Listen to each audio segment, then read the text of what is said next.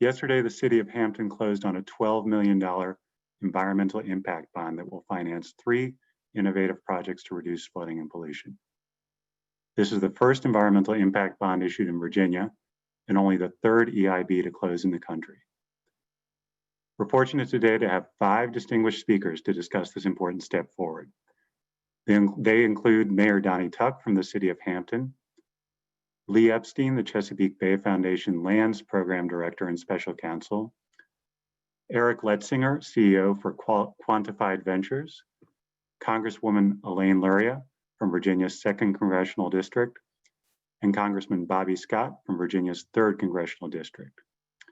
Listening in on this call, we are also honored to have Senator Monty Mason, and I'd also like to recognize our 2 generous donors who supported this project and are listening in. They include representatives of our anonymous donor, Tori Deedle-Hops and Carol Pickering from Deedle & Partners, and representing the Kresge Foundation, Jalon White Newsom. We will hear from each of our speakers and then at the end have time for questions from the press. So when I open it up for questions, you can click on the Q&A button at the bottom or top of your screen and type, "I have a question." No need to type out the whole question because when I call on you, we'll unmute you so that you can ask that question directly. We'll reserve the chat function for calling out any technical difficulties that we might have. This press conference is being recorded and the video will be available online afterwards at cbf.org/Hampton EIB. And I will put that in the chat in a few moments so that you can copy that if needed. And now I'm very pleased to turn the press conference over to Hampton Mayor Donnie Tuck. And Mayor Tuck, if you can unmute.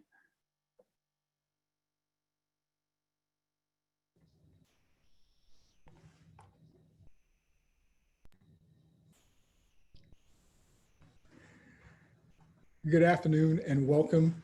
And on behalf of the Hampton City Council and city staff, it's my honor and privilege to welcome you today. Hampton is proud to be a city of firsts, and today we add a new first to our list of innovations. We have partnered with the Chesapeake Bay Foundation and Quantified Ventures to issue the first environmental impact bond in Virginia. One of the key reasons that Hampton is such a desirable place to live is our waterways. They've been the source of food, transportation, and recreation for hundreds of years. We know now, however, that the Hampton Roads region is a leader in a less desirable category, one of the country's most vulnerable areas to climate change and sea level rise. Since 2015, Hampton has pledged to assume a leadership role in finding innovative ways to help our community live with water. Live with water in a manner that embraces our heritage, culture, and economic vitality. We call the initiative Resilient Hampton. This environmental impact bond demonstrates our commitment to seek out innovation in financing, as well as innovation in implementing projects that will make our city more livable and more beautiful while reducing flooding and pollution. The pilot projects funded by this bond represent environmentally sensitive approaches to slowing and storing water. They also create neighborhood assets with multiple public benefits designed to enhance our quality of life.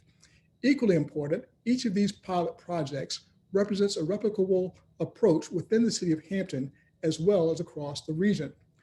The Blue Bethel Blueway addresses how we can redesign and reimagine a typical drainage ditch to enhance its capacity to slow and store stormwater while also being an environmental and recreational asset to the neighborhood. The Armstead Avenue Green Infrastructure Project demonstrates what a green road may look like when raised to significantly reduce recurrent flooding. And rather than only being a source of urban runoff, the road now becomes a green ribbon which slows, stores, and filters urban runoff within the right-of-way while doubling as a recreational greenway connecting neighborhoods. This type of approach can be applied to any number of streets and roads across our community. Designed to complement the Armstead Avenue project as a downstream treatment train, the Lake Hampton Green Infrastructure Project shows us how we might retrofit existing public spaces to more effectively clean and store stormwater runoff from neighborhoods and roads. Lake Hampton will also provide enhanced recreational benefits to our citizens by accommodating accessible green space, access to water recreation, and multi-use trails. In total, we estimate these 3 projects alone will help us store an additional 8.6 million gallons of water per storm event.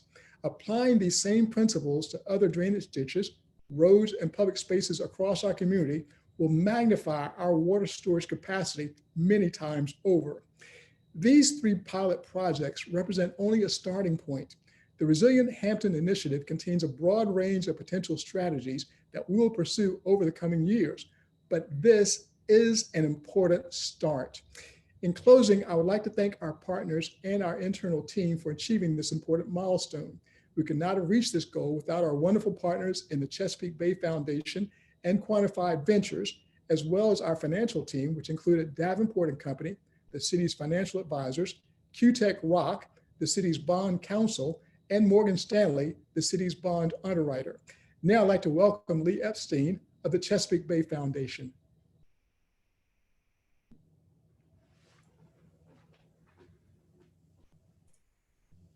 Good afternoon. Thank you very much, Mayor Tuck. I'm Lee Epstein, and I'm the Lands Program Director and Special Counsel at CBF, where this great project originated. We decided a little over 3 years ago with our partner Quantified Ventures to see if this new financial instrument might be able to help local governments in the Chesapeake Bay watershed undertake, and more importantly, pay for innovative green projects that could lead to cleaner water and more resilience to localized flooding, which is increasing due in part to climate change. We understood then, and we still do, that finding the money to build these projects is hard. We eventually found a great partner to work with, the City of Hampton, Virginia. Over the past 2.5 years, and with financial help from an anonymous donor and the Kresge Foundation, we worked closely with city staff at the Community Development and Public Works departments, as well as with the city's talented consultants, starting with Bosch Slobbers out of the Netherlands, Wagoner and Ball from New Orleans, and now, most recently, Moffitt and Nickel, a national engineering firm with local offices. Working together, the city and we identified a small handful of innovative green projects that could combine good engineering and natural systems that came out of the city's Resilient Hampton and water plan, the Resilient Hampton Initiative, which the mayor mentioned a few moments ago. As Mayor Tuck explained, these practices slow, store, and infiltrate stormwater rather than let it run off quickly, or build up on roads and landscapes, or enter waterways without any filtering of the pollution in it. We think other communities in the Chesapeake Bay watershed might benefit from EIB financing and from the projects that come out as a result of it. This is a real win-win.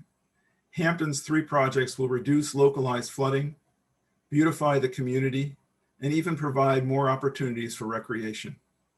We're very proud to have worked with a great team in Hampton and are still impressed that this small Virginia city had the vision and the commitment to bring this project to a successful conclusion. I'm happy to answer any questions you might have later, but right now, it's my pleasure to turn over the podium to my friend and colleague, Eric Letsinger, the CEO of our partner in this adventure, Quantified Ventures. Thanks, Lee. Appreciate this. Quantified Ventures is thrilled to partner with the City of Hampton and this incredible group of organizations to innovate and deliver measurable environmental and resilience benefits for the citizens of Hampton and the Chesapeake Bay. Let me tell you a little bit about Quantified Ventures, if I may. We are an outcomes-based capital firm. We work with governments, corporations, nonprofits to structure, identify, and secure financing for projects that produce measurable environmental, health, and social outcomes. As Lee mentioned, an anonymous donor and the Kresge Foundation came together to fund our collaboration with CBF and with the City of Hampton. We applaud the leadership of the City of Hampton and cities like it who are willing to innovate, willing to lead, and willing to creatively finance nature-based solutions that improve our environment and our quality of life. I want to recognize and thank Jason Lee, Associate Director at Quantified Ventures, who is on this call and led our day-to-day work with the City of Hampton. His commitment to seeing this innovative project through to completion is second to none. Thanks, Jason. All right, let me share a little bit of background on these environmental impact bonds. Quantified Ventures pioneered the very first environmental impact bond in late 2016 in Washington, D.C., working with the D.C. Water and Sewer Authority. The Hampton Environmental Impact Bond is, as others have mentioned, is the third one ever to move to completion. This is a novel financing mechanism for impact-oriented environmental projects that is gaining momentum in the marketplace. Buffalo, New York will close their environmental impact bond next month on the heels of this environmental impact bond. An environmental impact bond is a type of municipal bond. This one funds $12 million of climate change and flood resilience projects in low and moderate income neighborhoods in Hampton. This environmental impact bond also is a green bond. It's a green bond because it funds high impact, nature-based solutions to flooding and pollution. But an environmental impact bond does one more thing, one more important thing that makes it distinct from a green bond. It predicts, measures, and publicly reports out on the project's environmental outcomes after they're built. In this case, the outcome is adding more than 8 million gallons of stormwater storage space to be available during rain events. By measuring the results from these projects after construction, it will enable the city to learn from the performance of these projects and replicate what actually works. As I mentioned, environmental impact bonds are gaining traction in the marketplace. Investors increasingly want to connect their capital with social and environmental impact. Environmental impact bonds are part of the growing labeled bond municipal finance sector that is responding to this demand for climate-focused investments. Many investors are starting to ask for proof that their investments generated the intended impact. The environmental impact bond is unique in delivering this certainty by predicting, measuring, and reporting actual outcomes of funded projects. I'm hopeful that that provides some helpful background about this environmental impact bond. I'm certainly happy to answer any questions in the Q&A period. At this point, allow me to turn it over to the Honorable Elaine Luria, U.S. Representative for Virginia's 2nd Congressional District. Well, good afternoon and thank you. I wanted to start by thanking the Chesapeake Bay Foundation for hosting this event and bringing us together to celebrate this new and innovative project that is going to benefit the city of Hampton and hopefully can be something that we can replicate across coastal Virginia and other parts of the country. I think we all know in Hampton Roads, it's very important that we invest in resiliency efforts, both locally, and myself, and I'm joined here by my colleague, Congressman Bobby Scott, know that this is a very important effort for us at the federal level to ensure that we can find more opportunities to create projects like this where federal, state, and local entities can work together to address these concerns to do with resiliency and flooding. And the environmental impact bond is an innovative tool, as Eric just described, a way that we can work together on that. We know that sea level rise across Hampton Roads is a quality of life issue, but it also impacts businesses, travel, schools, our day-to-day activities. And as a member of the Armed Services Committee, I frequently point out the national security impacts that are created by our changing climate and the sea level rise that we experience in our region. Environmental impact bonds are a great example of how we can work together at the federal, state, and local level. And I'm glad to be here today to hear more about this effort and joined with my colleague, Bobby Scott, to understand how these types of programs can assist all of our communities in Hampton Roads and elsewhere in the country. So thank you very much for including me, and I believe that Congressman Scott will follow me in making some remarks. Thank you, Elaine, and thank you for your leadership in all of these efforts with the Chesapeake Bay. I want to applaud Mayor Tuck, the City of Hampton, the Chesapeake Bay Foundation, Quantified Ventures, and especially the community members who provided their insights at community meetings and contributed to this vision. I represent the 3rd Congressional District, and all of Hampton Roads is implicated in the challenge that we have to face. I co-chair the Chesapeake Bay Congressional Task Force, and always appreciate opportunities to brag about the ways Hampton Roads is leading the way on projects which further cement the region's role as a leader in finding ways to live with the water. The words of Robin Wall Kimmer, a botanist and citizen of the Powhatan Nation, come to mind as we celebrate this good news. She once wrote, "To love a place is not enough. We must find ways to heal it." And we all know that Virginia and the Chesapeake Bay are for lovers. There's certainly much to love here in Hampton Roads, the beaches, the other places, outdoor recreation, opportunities for industries like shipbuilding and marine trade and marine and maritime trade, and the incredible seafood that we have. These projects and partnerships are great examples of what communities are doing to heal this place that we all love. These projects and plants these projects use plants and other natural infrastructures to slow, store, and soak up rainwater, as the mayor indicated. This recharges the aquifer with naturally filtered water and helps heal the bay. Projects like this that deploy blue-green infrastructure are also increasingly important to keeping our communities safe as the climate changes and as we deal with more frequent and more severe storms. As we build resilience, we must also seek environmental justice, undoing the legacy of past housing policies that led some communities to be disproportionately impacted by flooding. And I'm thankful that this year's record-breaking hurricane season basically spared Virginia, but we all know that other types of storms can lead to dangerous flooding. We have no time to waste in building resilience and healing the climate. So I look forward to walking these trails, witnessing the bioswales and the rain gardens do their work, and also look forward to doing the work with Representative Luria and other colleagues in Congress to protect the Chesapeake Bay, protect communities, heal the climate, and do everything we can to make progress in this area. So thank you very much for the opportunity to be with you. And I guess do I give it back to you, Kenneth? Yes, thank you, Congressman.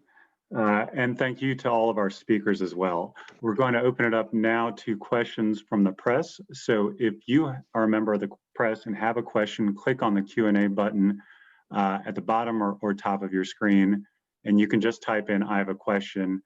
Once we see that you have a question in there, we'll unmute you. I'll call on you. You'll be unmuted and be able to ask your question live. So that gives you the opportunity to ask a follow-up as well. Please identify yourself when I call on you and let us know who you are directing your question to. If any of our panelists want to follow up after the initial question, they're welcome to as well. And so I'll give folks just a moment to put their questions into the Q&A section, and I'll call on people in the order that they go in.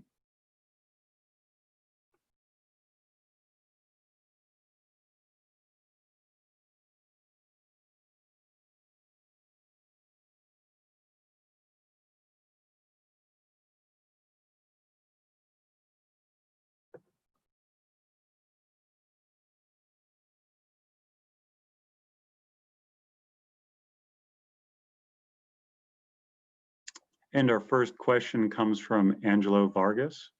Can we unmute Angelo? Yes, hi, can you hear me? Yes, we can hear you. Yes, hi, this is Angelo Vargas with 13 News Now. I showed up a little late, but I wanted to see exactly when these projects will start and what is the estimated time that they're going to end as well, or be complete. Sure.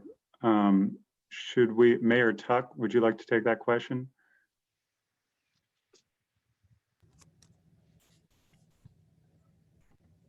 Or Terry O'Neill? Yeah. I was going to defer to Terry. Okay. Can Terry O'Neill, are you here?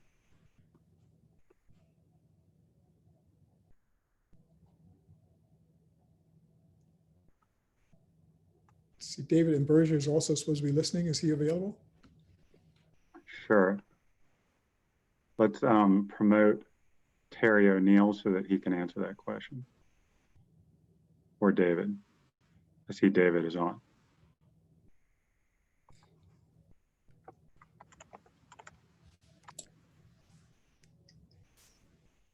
Can you hear me? Yeah, we can hear you, David. This is David Imburgia, Resiliency Officer for the City of Hampton. So the projects are currently all three EIB. I'm sorry, David, you dropped off for a moment. No, I'm back, I think. Yeah. All three projects are currently in design. We expect the groundbreaking for all three projects to be in the fall of 2021. And the projects are likely to have a 2 to 3 year construction phase. Okay, Angela, did that answer your questions? Yes, yes, and I guess your messages to the community for this. I know some here at North Armistead Avenue, some folks have had some recent flooding here. Is that going to help them at all? These projects? David, would you like to take that? Yes, the flooding in the area is intended to be addressed by these projects, both from a standpoint of direct flooding, but also upstream sort of management of water. The theme that developed out of our Newmarket Creek water plan was the slow, store, redirect, and adapt. So we're really trying to start in the upper parts of the watershed and start slowing water where it falls as rainfall, and working through the different parts of our watershed within our project areas to capture that water and store it in ways that create community assets and reduce how much is ending up downstream that in sort of the neighborhoods that are traditionally flooded. So these projects are intended to do a couple of things in managing water that way, but also sort of connecting folks downstream and upstream with each other through these, for example, the Big Bethel Blueway as a linear stormwater park, so that people can begin to understand how water is managed, see it for themselves, walk in and enjoy that area, and be thinking about their downstream neighbors as we're treating that water in those areas. Thank you, David. Thank you, Angela. Thank you. Next question comes from Lisa Vernon Sparks from the Daily Press. Could we unmute Lisa?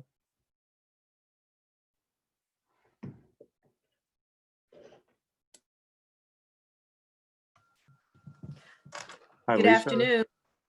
Hi, Good Lisa. afternoon. Can you hear me? Hi. This is Lisa Vernon Sparks with the Daily Press and the Virginian Pilot.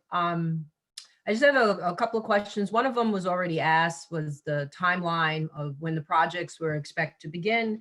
Other questions I have is there a breakdown of costs of each project? I know there's 12 million in the bond that's that was closed today, but is there a breakdown of each of the three pilot projects? And also, is this the final set of projects? Like, how are you going to spread it out across the city with other flooding areas? North Armistead, yes, floods, but so does Wythe neighborhoods, and there are other neighborhoods within the Newmarket Creek watershed. So what are other future projects in addition to this, the three pilot projects, and the breakdown of costs? Thank you.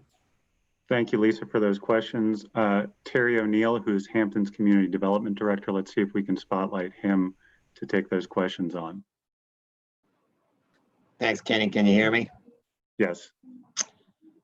Yeah, so two parts to your question. The projects that we are currently undertaking are just as the mayor mentioned, our first set of pilot projects. So the entire list of potential projects going forward are identified in the adopted Resilient Hampton initiative that City Council adopted. So there will be additional projects going forward. The City Council has at least made a planning commitment to go forward with other projects and have a funding plan in place to move forward. So in terms of other neighborhoods, the Resilient Hampton Initiative overall arching plan, if you take a look at that, which is on the city's website, it talks about multiple initiative areas across the city, each of which is identified for different approaches because we have different water challenges in each of those areas. For example, some are impacted quite a bit by tidal influences along the bayfront, while some of our internal neighborhoods, like along the Newmarket Creek, are more influenced by rainwater and tributary tidal influences. So the point being, each of those has a different set of projects, and council, as we go through these projects, council will direct us as to which other neighborhoods and in what priority we will address those issues. But the overall plan and description of those project areas is in the the Resilient Hampton Initiative, if you'd like to look at it. Lisa, does that answer your question? Well, somewhat. Where is the overall plan? If you just can give me an example of some of the other neighborhoods coming up, maybe in the next few years.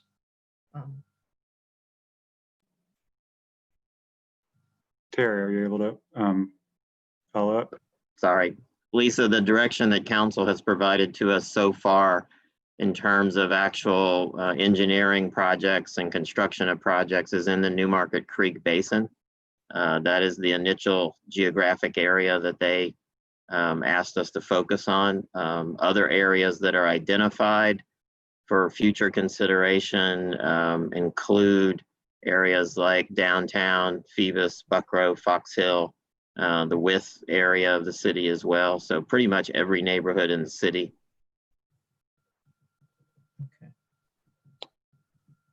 Thank you, Lisa. Any additional questions from Lisa?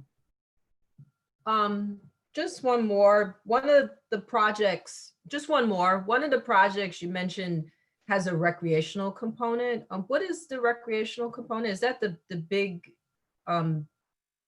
Bethel, Big Blue Bethel one? Which one? Can you recap that again for me, Terry? I think we've talked about that previously.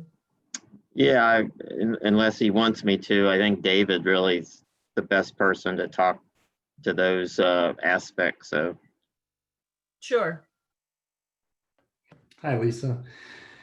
Yeah, I think one of the things that we're aiming to do is include recreational amenities, really trying to create more of a community asset out of all the projects that we're doing as we manage water. As you can sort of see behind me, one of the ways that we do that around the Lake Hampton project, and also sort of going off of my other shoulder here, is the Armstead Avenue project, is we're going to include multi-use trails along Armstead Avenue within the Green and Blue Way, but then also to wrap around the Lake Hampton part of the project too. Those two projects are related. So we'll have that connecting in with our Newmarket Creek water walk. So to expand on that project and really integrate them. The Big Bethel Blue Way has more of a linear stormwater park look and feel to it, where all along that project, we intend to have either a trail alongside of or a boardwalk over, above, and through the water features, so that citizens can get into those areas, not just sort of as a path to use, but to be able to, when they use that path and understand, begin to understand how we're moving water and treating water, and using that area as a recreational amenity with those boardwalks and the expanded green and blue features in those projects. Thank you, David and Terry, and thank you, Lisa, for those questions. Our next question comes from Gordon Morse from the Virginian Pilot Daily Press editorial page. Can we open up Gordon's line? Hello. Hi, Gordon, we can hear you. No, I just was curious about the financial aspect of this, the bond council, the fact that the bonds have this feature of reporting back. I think that's interesting. This is apparently, you said, I believe, the third of these bonds structured this way. There's others in Buffalo, I believe. What's the third one? And are others in the pipeline? I think Eric Letsinger from Quantified Ventures may want to start with that. Sure, happy to. The first one was done in Washington, D.C. With the DC Water and Sewer Authority. The second one was done in Atlanta, Georgia, with the Department of Stormwater Management. This is the third. There is a healthy pipeline.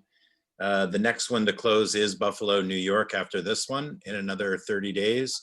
And the entire pipeline is listed out on our website for anybody who's interested. Are you the bond counsel yourselves, or? No, but that's a good question. There are, I'll just give a list out of the players who are involved in the financial structure. The City of Hampton was advised by Davenport and Company in this transaction. They were the financial advisor. Morgan Stanley served as the underwriter with Wells Fargo as co-manager. Kutak Rock served as bond counsel. And the Chesapeake Bay Foundation with what firm is that and where are they located? Kutak Rock is I believe their headquarters is in Nebraska. Oh. Were they one of the innovators in this thing? I mean, did they come up with the idea of doing it this way or what? No, this was not the idea of doing an environmental impact bond did not originate with bond counsel. Okay. All right. Well, why Nebraska? I mean, it's not entirely, I mean, idle question, but I'm just curious why you would reach out to bonds counsel in Nebraska. This is Terry. The local office for Kutak Rock is in Richmond. So they've been the city's bond, that office of the firm has been our bond counsel for some time. All right. Okay. All right. Well, that explains that.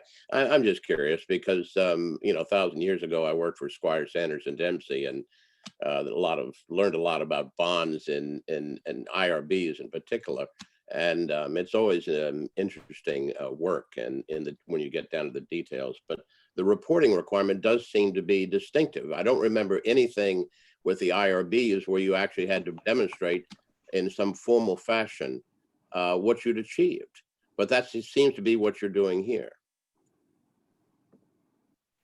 Correct. Okay. All right. Well, thank you.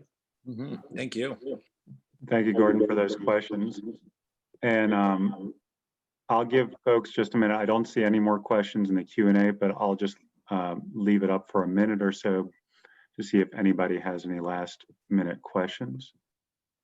We still have a few minutes set aside for this.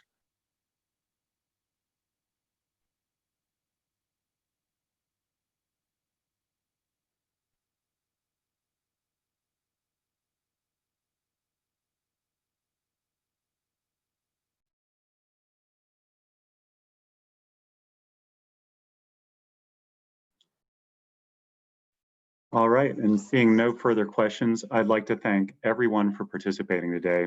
If you do have any follow-up questions, please just reach out to me or Matt Lindsay at Quantified Ventures or Robin McCormick at the City of Hampton.